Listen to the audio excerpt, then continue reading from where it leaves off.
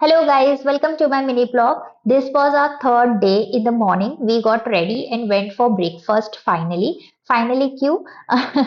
उससे पहले I hope you all have watched my previous both blogs.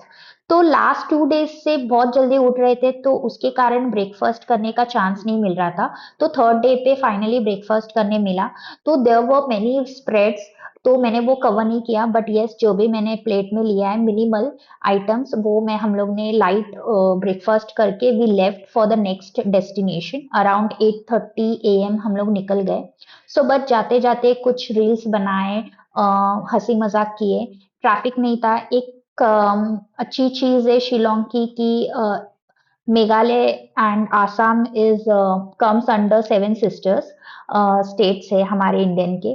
तो शिलोंग ऐसा एक सिटी है कि it's the cleanest city first of all, okay, as you all know. और वो आप वहां पे जाते हो तो आपको लगेगा नहीं कि आप इंडिया में हो।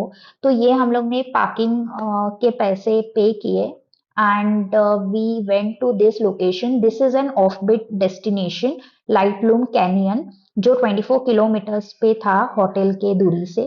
तो वहां पे हर एक लोकेशन थोड़ा डिस्टेंस में ही है, 1-2 घंटे के। तो ये ऑफ बिट डेस्टिनेशन क्यों बोलते हैं? क्योंकि ये बहुत अलग ही रूट पे आ जाता है। तो यहाँ पे लैंडस्केप इजंट इट ब्यूटीफुल, आप देख सकते हो ये जो वैली है ये कितनी प्यारी है। ये पूरा 80 टू 90 डिग्री का एलिवेशन है। ये पूरा ड्रॉप है यहाँ से बेसिकली, अगर आप देखोगे तो ये बहुत डेंजरस है और यहाँ पे बहुत केसेस भी हो चुके हैं। इसलिए वहाँ के जो टूरिस्ट ट्रैवलर्स है या एडवाइजर्स है वो एडवाइस नहीं करते यहाँ पे जाना, क्योंकि क्योंकि उनको रिस्क नहीं लेना है और इसमें बहुत टाइम भी पास हो जाता है ट्रैवलिंग में। तो can you see this the landscape and the big valleys, isn't it amazing? I swear वो इतना ब्यूटीफुल था और इतनी ब्रीज थी ना, मतलब बहुत ठंडा था। बट फिर भी मैं इतनी डेयरिंग बाज थी कि मैंने हुडी नहीं पहना था। दो की मैंने रखा था कार में फॉर अ सेफर साइड। और ये बहुत आई मीन ये प्लेटो बहुत बड़ा है। इसके एंड तक जाने के लिए आपको कम से कम 3 आवर्स लगता है और आगे जाओगे तो उसके माउंटेन्स के भी अलग अलग रेंज है। तो this is the beautiful part. ये क्लाउड्स ऊपर है, हम लोग बीच में, और नीचे पूरा ड्रॉप सेक्शन है। मतलब इतना अच्छा लग रहा था। ये मॉनसून में ये बहुत क्लाउडी होता है। यहाँ पे ये दिखता भी नहीं है, जो ड्रॉप सरफेस है वो हम लोग को दिखता भी नहीं है।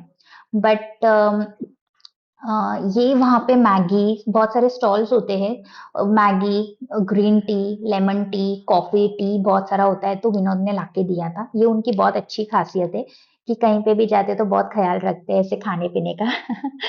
तो तो बस यही मैं आपको बता रही हूँ कि मेघालय एंड आसाम ये नॉर्थ ईस्ट इंडिया में आते हैं। It comprises 7 states, so commonly calling seven sister states, so which is Assam, Meghalaya। तो ये फिर हॉर्स राइड किया। अगर आपने नोटिस किया होगा तो इनके हॉर्स के हाइट बहुत शॉर्ट है। तो जो वहां पे जो बंदा था उनको हिंदी भी नहीं आ रही थी ना इंग्लिश, तो वो आसामी में ऐसे थोड़ा थोड़ा बोल रहा था। तो वो बोल रहा था तुम्हारा हाइट बहुत बड़ा है, मतलब विनोद को, क्योंकि वहां के लोगों की और एनिमल्स की हाइट ना बहुत ही छोटी होती है बिकॉज ऑफ द क्लाइमेट। क्योंकि ठंडा होता है वहां पे, 6 मंथ्स मानसून ही होता है और ठंडी होती है, इसलिए तो उनकी हाइट नहीं बढ़ती। तो can you see the landscape? जाते समय आप देख सकते हो इतनी ब्यूटीफुल वेदर था ना, आई स्वेयर। तो फिर हम लोग निकल गए नेक्स्ट डेस्टिनेशन के लिए। वो भी 1 और 2 आवर्स के डिस्टेंस पे ही था। ये फाइनली हम लोग पहुंच गए एलिफेंट फॉल्स। तो ये एलिफेंट फॉल्स क्यों बोलते हैं? क्योंकि ये ब्रिटिशर्स लोगों ने ढूंढ के निकाला था। तो यहाँ पे 3 टाइप्स के वाटरफॉल्स है। और एलिफेंट क्यों? तो आगे जाके आपको दिखेगा कि यहाँ पे ना एक बड़ा जेंट रॉक था, उसका शेप पूरा एलिफेंट का ही था। ठीक है, बट वो अभी वो एक 1847 या 1867 को, एग्जैक्टली मैं अभी ईयर भूल गई हूँ, वहां पे पूरा लिखा था हिस्ट्री।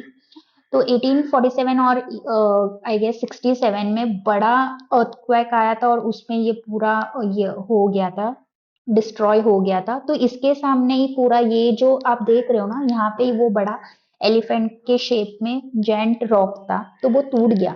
तो यहाँ से एक वाटरफॉल दिख रहा है और वहाँ पे और दो वाटरफॉल्स थे, तो वो नीचे जाना पड़ रहा था, तो वो अराउंड 100 to 150 स्टेयरकेस थे। तो वो जाते समय तो कुछ लगा नहीं, बट ऊपर आते समय तो माय गॉड, ब्रीथिंग के लिए बहुत इशू हो रहा था। तो ये मैं हूँ। ये आपको लग रहा होगा वहां पे ठंडी नहीं है, बट यस, यहाँ पे 8 डिग्री या 9 डिग्री तक टेम्परेचर था।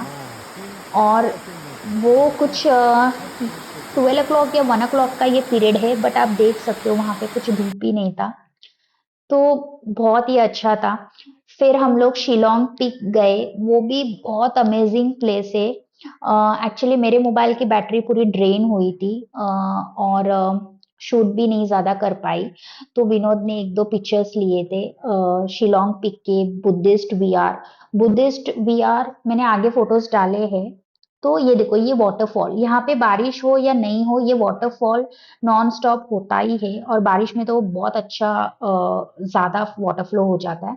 ये मैंने एक रील मैंने थोड़ा इंसर्ट किया था, ये जो मेरे हस्बैंड की क्वालिटीज है वो मैंने बताए हैं।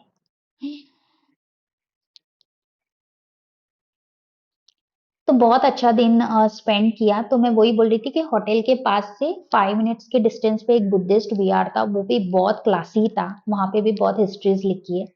तो वो हम लोग वहां गए, शिलोंग पीक गए, और फिर बैटरी ड्रेन होने से मैंने मोबाइल नहीं यूज किया। तो बस इसी तरह फुल डे स्पेंड किया, लंच किया। फिर इवनिंग को टाइम पे आ गए होटल पे, बिकॉज बहुत ठंडी अप टू 8 डिग्री 9 डिग्री तक हो जाती है। एंड फॉर सेफर साइड हम लोग जल्दी आ गए थे होटल पे। और वहाँ पे 8 o'clock या 9 o'clock तक सब वाइंड अप हो जाता है, लोग सो भी जाते हैं। वहाँ पे बहुत लेट गोइंग लाइफ है, बहुत स्लो मोशन पे। जैसे कि हमारी लाइफ यहाँ पे 4 AM से स्टार्ट होती है, बट वहाँ पे लोग आराम से 9-10 बजे ही उठ के सब हो जाता है। तो this is how we spent our day. And dinner किया, टीवी देखा, थोड़ा मस्ती किया, फिर सो गए।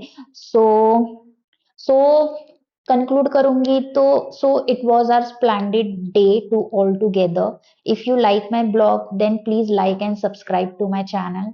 Bye, thank you for watching.